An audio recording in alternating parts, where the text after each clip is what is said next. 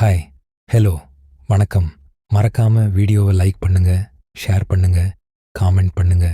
Veeru vision சேனல்ல subscribe பண்ணுங்க. வாங்க இன்னைக்கு வீடியோக்குள்ள போலாம்.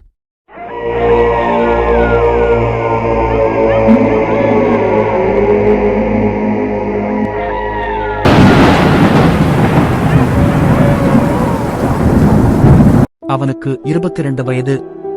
புதிய தபால்காரராக சேர்ந்த நாள். அந்த நாள் கனமழை. ரயில் 4 மணி நேரம் தாமதம். ஆனால் அவனுக்கு கிராமம் சென்று பணம் ஒப்படைக்க வேண்டிய கடமை. ரயில் நிலையம் வெறிச்சோடி ஒரு வயதான காவலர் மட்டும் இருந்தார். அவர் மெதுவாக சொன்னார், இன்று இரவு வேற மாதிரி இருக்கு. வயல்களின் நடுவே ஒரு மண்ணுக்கு பாதை. நாய்கள் அழைக்கும், நரிகள் கத்தும், காற்றில் பிசுபிசுப்பான நிழல் ஓசைகள். அவனுக்கு தோன்றியது, யாரோ என்னை பார்த்து கொண்டிருப்பது போல.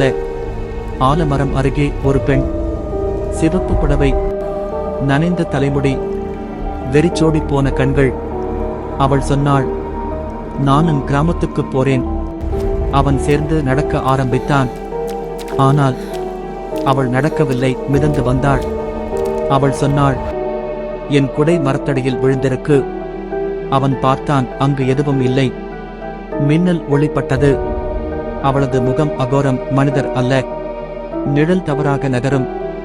அவளது சிரிப்பு, நான் நிழலில் வாழ்கிறேன், தினமும் உங்களைப் பார்க்கிறேன். அவன் ஓடினான். பாம்பு செடிகள், குழிப்பாதை, அவள் பின்னால் மந்திர ஒலி காதுகளில். அவன் கீழே விழுந்தான், அவள் முன்னே. நிழலில் வந்தவன் மீண்டும் சூரியனை பார்க்க மாட்டான். அவன் ஓடினான். ஒரு குடிசை உள்புக, அதுக்குள்ளே நானே இருக்கேன், அவள் கத்தினாள். அவன் விழித்தான். குடிசை இல்லை, வெறும் புலம். பழைய கல்லில் எழுதப்பட்டது, இங்கு தியானித்தார் கருப்பன்.